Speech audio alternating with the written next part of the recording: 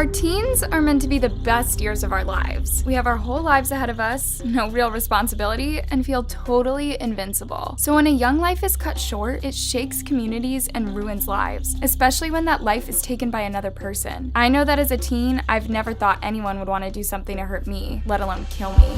Today, we are looking at a case that took place in the last place anyone would expect, a sleepy town in England. When a young woman turned up dead in a town that hadn't had a murder in 30 years, it changed the lives of her friends and family forever. This is the story of Heather Tell. Heather Tell was born in Tamworth, a market town in the county of Staffordshire, England. By all accounts, Heather was cheerful, kind, and always smiling. In the year 2000, Heather was a few weeks away from turning 18 and studying performing arts at Sutton College, who say she was a very talented student with a bright future. In August, she and her friend, Laura Ravenhill, made plans to go to the movies and arranged to meet at Belgrave's Studio of Dance. Even though it was the summer, by the time Heather left her home at 8:30 p.m., it was already starting to get dark. She lived with her dad and younger sister Holly, who both knew Heather planned to go out that evening. Her dad even planned to drive Heather to the movies himself, but she decided to walk because he needed to go to a meeting with his accountant. According to her neighbor, he saw her leave her house and waved to her. She waved back and said hello before going on her way. This may have been the last time she was seen alive. She decided to take a shortcut through Kettlebrook Linear Park, sometimes known as Belgrave Lakes because of how close it was to the dance studio. Once she entered that park, no one fully knows what happened to her. Heather never made it to the meeting point, and Laura started to get worried when she didn't arrive. It would have only taken 30 minutes to walk through the park, and according to Laura, Heather was the kind of person that would let someone know if she was going to be late. This was made even stranger by the fact that Heather was carrying her cell phone and hadn't used it to contact her friend. Laura called Heather's dad, who of course told her that Heather had left already and should have made it there by now. It became obvious to them both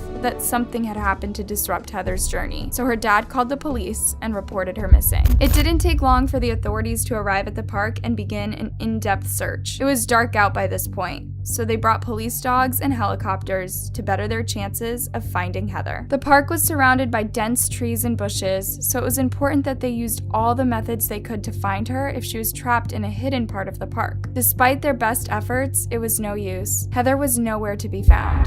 The weather had also put them at a disadvantage, as it had started raining heavily just before they started looking. The search was called off for the night, and all anyone could do was pray that she would turn up alive. By the next morning, any hopes of finding Heather alive were shattered. Ryan Hooper, a family friend, ventured to the park that morning and noticed something strange in the undergrowth near the edge of the park. He got closer to see for himself what it was, and to his horror, he accidentally discovered Heather's body. According to reports, Heather was found without any of her clothes on, and the only clothing found was her socks and underwear. A short distance from where she was left, police found Heather's phone, which had been snapped in half. They later discovered that at 8:41 p.m., she'd attempted to call her dad. They suspected this was when she realized she was in danger. It was clear to investigators straight away how Heather had died. Around her neck was a thin red line, the kind consistent with someone who had been strangled. Nearby, they found her shoelaces, and it was determined they were used in the crime. Tamworth went into shock when it was announced what happened to Heather. This just wasn't the kind of place where stuff like this happened. Tamworth was somewhere that people felt safe and didn't feel the need to be afraid of their neighbors. After this, people were scared to leave their homes, and a town that was once vibrant and busy pretty much shut down. Even though the night before it rained pretty badly, the investigators were still able to find some evidence to help them catch Heather's killer. They recovered some DNA from the scene, but it couldn't be matched to anyone in their system. Since this was in 2000, the technology wasn't nearly as advanced as it is now, and that made it much harder to catch criminals. However, one thing that they did have was a profile of the person that likely killed Heather. The fact that they'd taken Heather's clothes was very telling, as behavior like this usually means the criminal already has a history of committing crimes of a certain nature, if you catch my drift. Something that did surprise the investigators was that nothing was done to Heather besides her cause of death. Considering her lack of clothing, they would have expected a more gruesome crime scene. An appeal was put out into the media asking for anyone with potential information to come forward and help them solve the case. Joe Haynes Prince came forward and said he was in the park close to the time that Heather would have been there. He claimed to have seen another man there who caught his attention because he was acting strangely. According to Joe Haynes, the man was in his 40s or 50s years, wearing a blue tracksuit, and was walking at the edge of the park, trying to keep his face covered. The case also caught the attention of an 18-year-old girl named Lindsay Chidgey. Lindsay was from Tamworth, and the case was playing heavily on her mind as she worked her part-time job at Partners Stationery Store. She was just a little older than Heather, and she had an idea of who could have caused the death of this poor girl. She confided in some of her friends at work that she suspected her dad was guilty of the crime. Lindsay's father, Michael Chidgey, a coach driver, had a dark history and had committed some truly awful crimes against women and young girls when Lindsay was a kid. He hadn't come home the night Heather was murdered, but when he returned the next morning, he was soaking wet, claiming he got lost while out on a walk. Lindsay's work friends tipped off the police straight away, and they took Michael in for questioning. Of course, he denied having anything to do with Heather's death, and even supplied them with a DNA sample, a decision he would come to regret later. His DNA matched the sample they found at the crime scene. There was a 1 in 70 million chance that it would belong to someone other than Michael Chidgey. Michael gave an interesting excuse as to how his DNA was found at the scene. He admitted to the police that he had a fascination with women's lingerie and would often go into stores to look at, feel, and sometimes buy items of women's underwear. He suggested that Heather must have been wearing underwear he'd come into contact with at a store, and she just so happened to have bought them and worn them on the night she died. You can guess that the police did not buy this theory, and Michael was arrested a month after Heather died. Michael's trial took place at Stafford Crown Court, and deciding his guilt came easily to the jury. Along with the evidence mentioned, it was discovered that Michael had been making inappropriate phone calls to women in the days leading up to Heather's murder. All that, along with his criminal history, made it clear he was the one that caused Heather's death. The trial was attended by Heather's friends and family, who all wore sprigs of heather attached to their coats and jackets as a sign of remembrance. They cheered and applauded as Michael was sentenced to life in prison. With the killer behind bars, Heather could finally be put to rest. Hundreds of flowers were placed under a tree a few yards from where her body was discovered. Her funeral was attended by hundreds of people who lined the streets to pay their respects to Heather. Since then, Heather's parents have campaigned to give the public better access to information about criminals who may be on registers because of their danger to society. They collaborated with another family, Michael and Sarah Payne, to make changes to that law that could prevent crimes like these. Michael and Sarah also lost their daughter Sarah in 2000, and her cause of death was similar to Heather's. Sarah's law was finally created in 2010 and allows parents to access information through the police about people who come into contact with their children, such as teachers or a new partner. Although Sarah's law was too late to save these victims, it's allowed hundreds of other families to protect themselves against people like Michael Chidgey. We all deserve a safe place to live, right? Troubled Australian schoolgirl Teely must have thought she'd found her dream home when she was fostered by a highly respected, wealthy family. But tragically, she would soon learn that nothing about that picture-perfect family was remotely wholesome or safe at all. The worst part is that when she tried to speak out, no one listened, and it cost her her life. Let's dive in. Teely lived in Logan County, Queensland, and seemed like a happy, outgoing teenager. She loved to dance and mess around. However, she came from kind of a troubled background. Her birth mother, Cindy Palmer, was going through some rough issues. There was an unsafe environment at home, and so Cindy and protection decided it made sense for Teely to go and live somewhere more stable, at least for a little while. In January 2015, Tia was sent to foster with the Reusch Thurburn family. The fostered mother, Julin, ran a daycare center from their enormous home and kept lots of horses. The foster father, Rick Thurburn, was a former truck driver who made a fortune on his fast food business, a food truck called Nothing Healthy Here. The Thurburn family and their home looked on the surface like a picture-perfect place for the schoolgirl to live until Tia's mom figured out her own life. All the same, Tia's mom already had a few big doubts about letting her stay with them. Those doubts were mainly to do with Trent and Josh, the Thurburns' teenage sons who looked like the classic boy next door type. Well, we say teenage, but Trent was pretty much an adult by this point. So, with how wholesome and well off the family seemed, Cindy eventually agreed that it was probably the best place for Tia to live. Teely lived at the Thurburns for 10 months. It's kind of telling that she ran away almost every month, but the reasons why weren't ever made very clear. Although, according to Tia's grandmother, just months before she died, Tia had decided not to move back in with her mother because she loved the Thurburns' horses. Apparently, she also had a crush on the eldest son, Trent.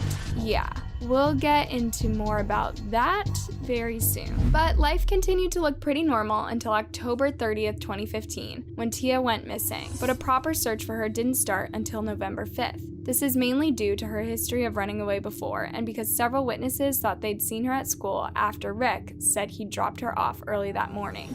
Trent had also told investigators he'd seen Tia on October 30th, walking around in her pajamas before she left for school. Eventually, it was realized that she hadn't attended any classes or been seen by anyone at school for the rest of the day. She also hadn't gone anywhere that her birth mother would expect to find her. But there was a delay of a few days before an appeal finally went out for information, including desperate requests from her foster father, Rick. 10 days after her disappearance, every parent's worst nightmare came true. Some fishermen found Tia deceased and only partially clothed, right at the side of the local Pimpera River. It was hard to figure out what had happened to her, given how long she'd been in the water. Even identifying her as a girl had been difficult. Because she wasn't in her school uniform, police began searching for it, and her distinctive pink backpack, hoping to find more clues about what happened to her. It seemed likely that someone had grabbed her while walking to or from school. Although 300 previous offenders in the area were rounded up and interrogated, nothing useful came from that line of questioning either. Over the next few months, the police continued to question her classmates, and a well-attended vigil was held in her memory. People even wore purple because it was her favorite color. But for a long while, nobody could find anything helpful. Eventually, in May 2016, an anonymous tip-off came through to the Crime Stoppers helpline. This call meant that the police were able to find the person who dumped poor Tia by the river. The caller revealed details of a family meeting held by the Thurborns. This was allegedly on the day before a social worker noted Tia Lee was absent from high school. At this meeting, it had been revealed that Trent had inappropriate relations with his foster sister, like the most inappropriate. Bear in mind, she wasn't even a teenager yet, and he was almost 20, worried about getting caught. Now, Tia Lee had complained of having stomach cramps after a hip-hop class on the evening of October 28th. Trent told his father he was afraid she might be pregnant. That night, Rick ordered all of his family to leave so that only he and Tia were in the house together. Later, Trent told a cousin about what he'd done to Tia through a Facebook message, and it had led to a terrible act. In this, he'd called her a source of income for his parents. The anonymous Crime Stoppers call prompted a hearing during which all 4 members of the Thurborn family stuck to the story, but by this point, the extremely suspicious police had installed listening devices in their home. These devices caught damning conversations between the family members, including Thurborn telling his wife and sons to stick to the story about him dropping Tia Lee at school and to keep Trent's relationship with Tia Lee quiet. Rick had informed his family that it's all taken care of. He told them not to ask any questions they didn't need to know the answers to. He'd hidden her body and was planning to get rid of her the following night. All 4 members of the Thurborn family were arrested in September 2016. So the police searched Rick's car, which had been sold on since her disappearance, looking for evidence. He had driven the school route and lied about seeing Tia meet a friend. In a police interview, Josh Thurborn, 22, told of the moment he knew what Rick had done to his foster sister. His exact words were, "Tia is no longer with us." He said, "I hope you understand what that means." Rick Thurborn pleaded guilty to her murder, and given what we know now, he deserves whatever's coming to him. A confirmed and a horrible father and husband. It turned out his whole family lived in fear of him. They just did as they were told by Rick. He was a controlling figure. Even worse, information soon surfaced as claims about what Rick had been doing to the girls at his wife's daycare were also investigated. It's as bad as you can imagine, and while no one had been fostered with the family since Tia vanished, that daycare had continued to run. If there really is an afterlife, then this monster is getting sent to the really bad place. When Rick's plot began to fall apart, he tried to get out of facing the consequences for what he'd done with the help of slightly too many pills. But luckily for us, his attempt completely failed, and he was arrested as soon as he woke up. Before long, the family faced consequences for their callous actions. In November 2017, Julian Thurborn was sentenced to 18 months in jail for perjury and attempting to avert the course of justice. Trent was sentenced to 4 years in prison in 2017 after he pleaded guilty to having inappropriate relations with Tia Lee, who was basically considered his sister. He also pleaded guilty to 2 counts of perjury and and attempting to avert the course of justice, although his defense team claimed that he'd been in fear of his life from his dad, and his parents pressured him to lie. While serving his sentence, Trent learned what it was made to be to suffer in a new home, when he was beaten up in prison. Not that this is a good thing at all, but okay, maybe it's just a little bit satisfying in this case. Josh, the only family member who seemed even slightly upset about Tia during questioning, was giving his sentence for 3 months for lying to the police. And finally, the monstrous Rick pleaded guilty and will now spend the rest of his life in jail. He won't be eligible for parole until September 12th, 2036. As he's 60 years old now, that's pretty good. But even with Rick locked away for a long time, no one can know what had actually happened to Tia on that awful evening. He claimed in a letter that he had no memory of the event, so it didn't seem we would ever know. But that all changed on June 8th, 2021. At a court hearing to wrap up the case, Rick Thurburn finally admitted to what he did. He said that he'd accidentally suffocated poor Tia. Then he went from tearfully recounting how she died to angrily threatening to walk out. Go f yourselves. Guilty, guilty, guilty to everything. I'm never getting out. Who gives a Wow, it's almost like he was a terrible person all along, right? In 2018, Tia's heartbroken mom sued Queensland Child Protective Services for failing her daughter's care and not, protecting her. There were several times when Tia had reached out, but nobody had listened to her. Teenage drama, right? Sadly, it looks like nobody seemed to really care what was going on until it was way too late. At least we all know the truth now. But here's a final word of warning. Trent has recently been identified by women using Tinder. Some of those who realized it was him have said they feel sick, as he may target women who may be too young to remember his crimes. So be super careful who you swipe right on in Queensland. It disgusts me so much that he's even allowed to walk the streets as a free man after what he did to Tia. However, it's good to know that even though some years have passed, he can't escape his crimes.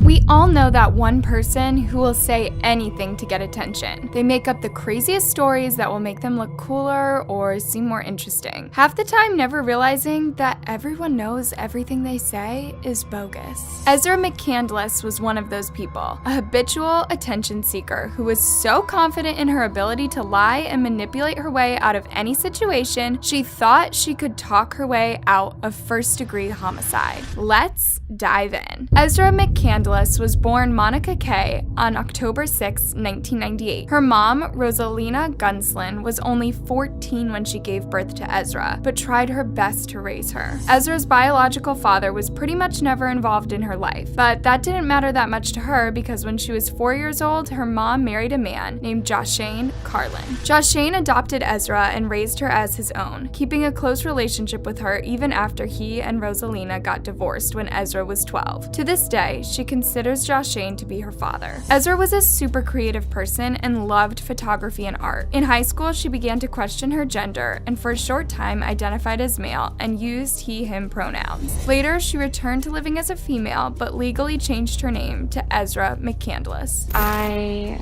have gone through a lot of changes in my life regarding identity and what really fits me. And I tried on a few names, but I found ultimately that Ezra's fit perfectly for who I am. Shortly after she changed her name, Ezra dropped out of college and moved from her hometown to Eau Claire, Wisconsin, a large yet close-knit town where Ezra started to get noticed. Ezra liked to do things that would draw attention to her. For example, as an amateur artist, she decided to use her car as a canvas and draw doodles all over it in a black marker pen. This really made her car stand out, something that would later come back to haunt her. Reddit user Fiona is Not Cool claims to have known Ezra from living in Eau Claire, and according to them, she gave off strange vibes, and not a lot of people liked her. My sister knew this girl and got this really weird feeling about her. Ezra would constantly try to get with my sister's husband while they were married too. I met her at a party with my sister, and she kept telling us not to talk to her because she's weird. There was someone that did fall for Ezra's charms, Jason Mengel. Jason Mengel was 33 when he met 19-year-old Ezra at the end of summer 2017. 2017. The two hit it off right away and got to a romantic relationship which moved super fast. After only 8 months, they were living together and even talking about marriage. She kept me energized, and she kept me doing things, and I was very spur of the moment too. Things seemed to be going well for them, even though Jason was often away for work as a medic in the Army Reserves. Little did Jason know, cracks had already begun to form in their relationship just 2 months in. In October 2017,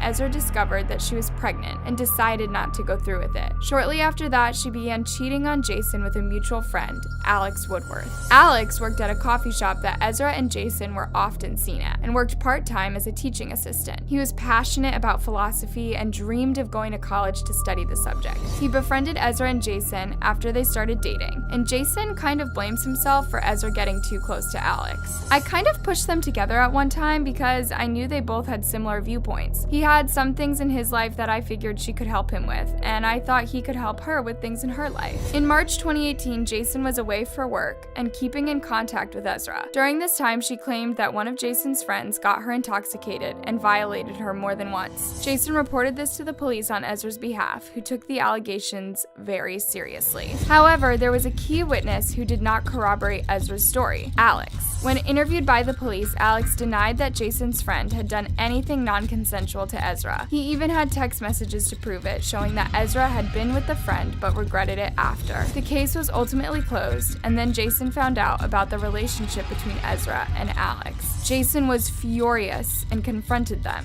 resulting in an argument that took place at the very coffee shop where they'd all bonded as friends. In the end, Ezra broke up with both men and decided to go and stay with her mom for a while. They all thought that was the end of it, if only it was. On March 22nd, 2018, Ezra randomly showed up again in Eau Claire with no warning, looking for Jason. She found him at their old haunt, the coffee house, where she surprised him. She had some old journals to give to Alex as a way of reclaiming her identity and getting her life back on track. Reportedly, she'd decided she wanted to get back together with Jason and was willing to do anything to make that happen. Jason had a feeling that something wasn't right. Ezra then drove to Alex's house, and feeling weird about her sudden appearance, Jason followed her car on his bike. Ezra left her recognizable car with the door open and the engine running outside Alex's house while she was inside, which Jason thought was super strange. When a neighbor saw Jason poking around Ezra's car, they called the police. Is everything okay here? Somebody called us kind of worried because they saw Jason come over here and he was going in the car and they weren't sure what was going on.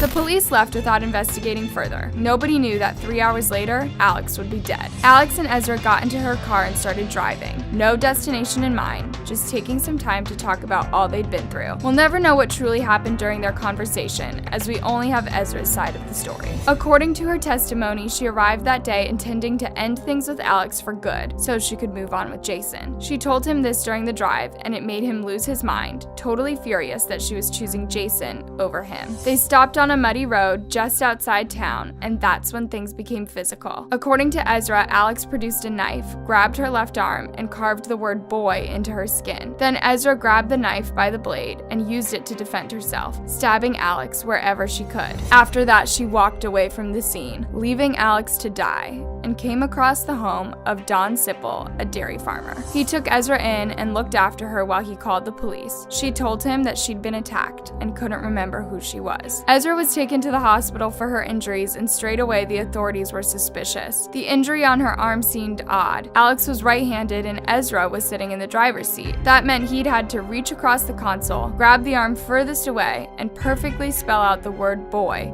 with a knife.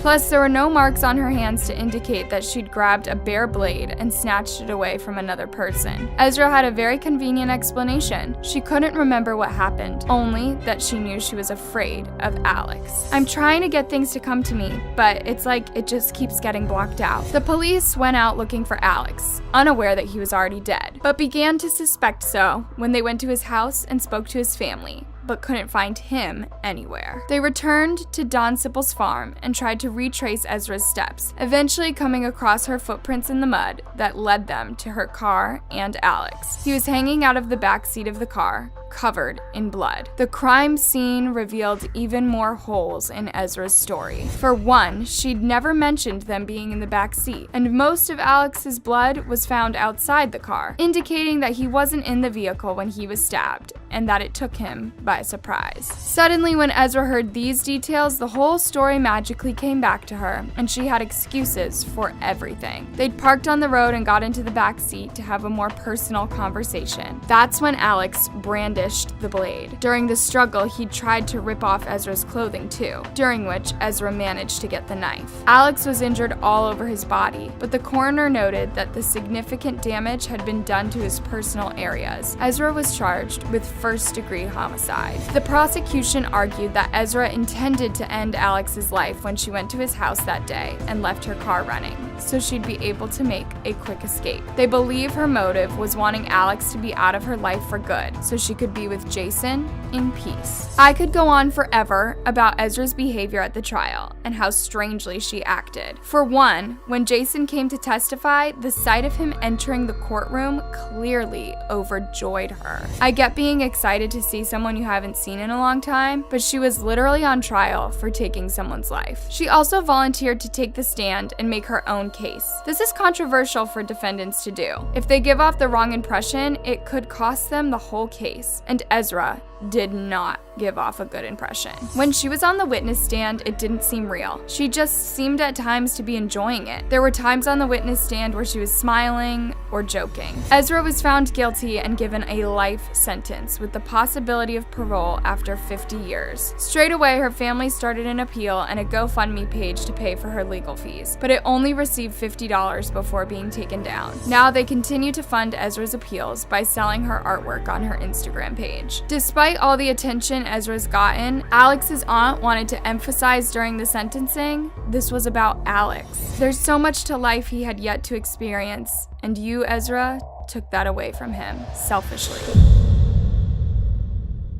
If someone I loved went missing, I'd like to think that the police were on my side. We like to think that that would be the case, and if a member of our family or a friend suddenly vanished, authorities would do all they could to find them. The case we're looking at today is pretty weird because of the way the disappearance of a young girl was treated by her family and the authorities. As we'll see, this investigation is so messy that it really seems like the family and the police are working against each other and not working in the best interests of the victim. Today, we're looking into the disappearance of Rebecca Reusch.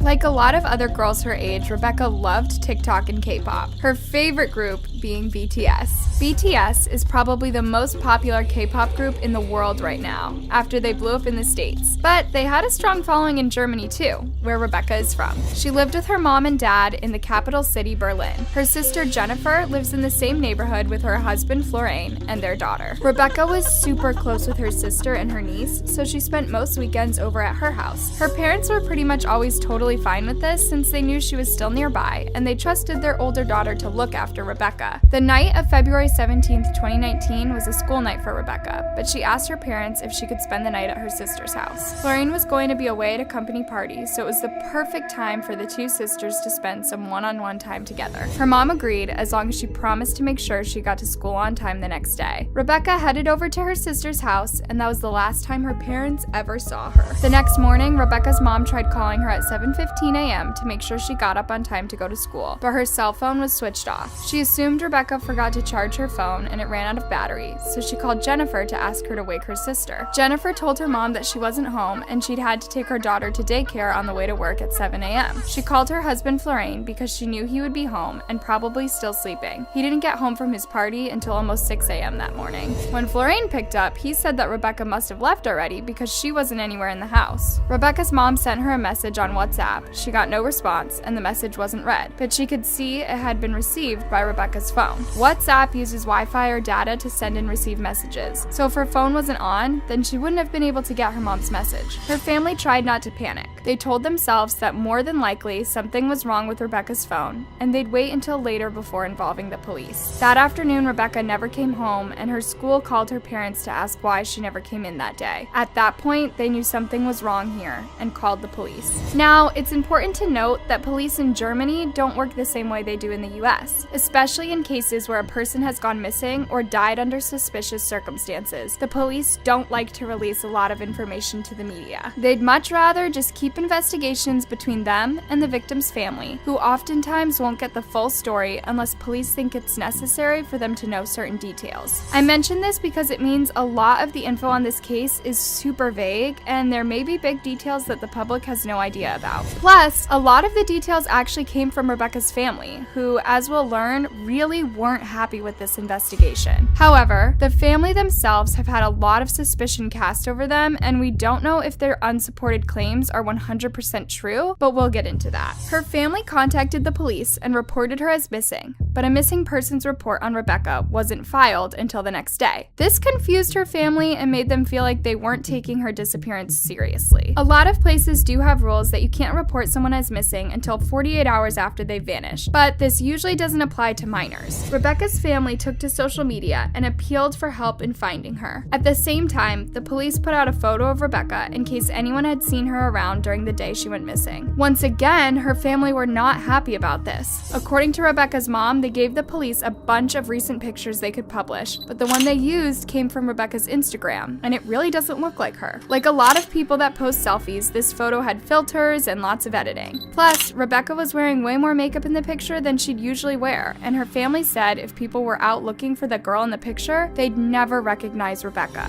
Luckily, because Rebecca had a big online social media presence, there were lots of images available online that looked way more like her. The police also told people to keep a lookout for items and clothing Rebecca may have taken with her when she vanished. This included a pink fluffy jacket, ripped jeans, a white Rap Monster t-shirt, black and white Vans, a pink handbag, and a red backpack. This interested a lot of people because it seemed like with that many bags, Rebecca was going somewhere and may have run away from home. Apparently, this theory was explored by the police, but they concluded this was unlikely as Rebecca loved her family and had no major issues going on in her life that would make her want to run away. Aside from the family posting on social media, everything surrounding the case was very quiet until February 28th, when the police made a shocking arrest: Rebecca's brother-in-law, Florane. The news was a surprise to everybody, especially since the police had yet to inform if foul play was involved in the disappearance, but they soon revealed they had good reason to suspect Florane. On the morning that Rebecca vanished at around 10:45 a.m., the car owned by Jennifer and Florane was caught on a speed camera heading towards Poland, a drive that only takes about an hour and a half.